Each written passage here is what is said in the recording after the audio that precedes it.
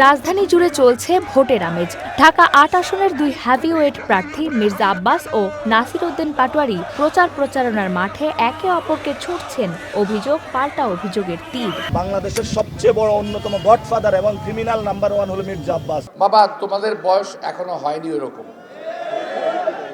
তোমরা শ্রদ্ধা করতে শিখো। বুধবার কমলাপুর রেল স্টেশন এলাকায় নির্বাচনী প্রচার চালান এনসিপি প্রার্থী নাসির উদ্দিন পাটোয়ারি। গত কয়েকদিন ধরেই প্রচারের মাঠে তার দিকে ডিম ছোড়া হচ্ছে, এসেছে প্রচারে বাধা। এর পুরোটা দায় তিনি দিচ্ছেন প্রতিপক্ষ মির্জা আব্বাসকে। বলেন তাকে ভয় দেখিয়ে নির্বাচন থেকে সরানোর চেষ্টা চলছে। বাংলাদেশে যদি ক্রিমিনাল র্যাঙ্কিং করা হয়, বাংলাদেশের সবচেয়ে বড় অন্যতম গডফাদার এবং ক্রিমিনাল নাম্বার 1 হলো মির্জা আব্বাস। সবে দানবের সাথে লড়াই করছি। এই দানব এখানে সন্ত্রাসী, চাঁদাবাজি, দুর্নীতির যে সিস্টেমগুলো রয়েছে এগুলার পাহারাদার হিসাবে রয়েছে।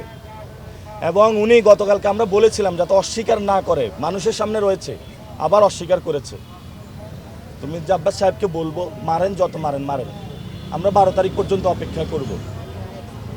আমরা দরকার হয় আপনার পেটুয়া বাহিনী দিয়ে আমরা আমাদের লাশ ফেলে দেন, তারপর আমরা 12 তারিখ পর্যন্ত কিছু বলবো না, কারণ আমরা গণতন্ত্র রক্ষা করতে চাই। লাইফে কখন কি হয় গ্যারান্টি আছে? তাই ইন্স্যুরেন্স করুন সিটি ব্যাংকে, কারণ ইন্স্যুরেন্স করলে সিটিতে সুরক্ষা পাবেন নিশ্চিতে।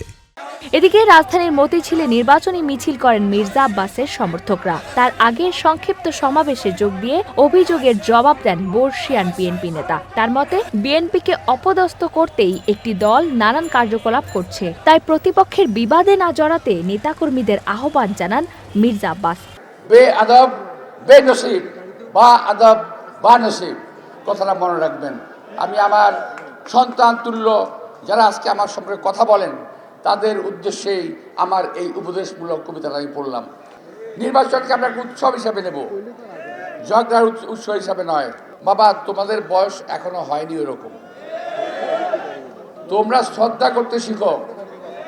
একটা কথা মনে রেখো, আমি শেখ সাদির একটা কবিতার ছোট্ট একটা লাইন বলতেছি, বেআদব বেনসিব বা আদব বা নসিব, অর্থাৎ বেআদব সব সময় কপাল খারাপ হয়। অনেকদিন পর ঢাকা ৮ আসনের ভোটাররা নির্বাচনী আমেজ উপভোগ করছে। তারা বলছেন এমন কথার লড়াইয়েই জমে ওঠে ভোটের পরিবেশ। দুজনে হাডাহাডি লড়াই চলছে। ওই একজন হচ্ছে শাপলা আর একজন হচ্ছে ধানের শীষ। অনেক বছর পরে ভোট আইছে, মনের মধ্যে ফুর্তি আইছে। শেখ হাসিনার আমলে তো মানুষ ভোট দিতে পারেনি, রাতেই ভোট হয়ে গেছে।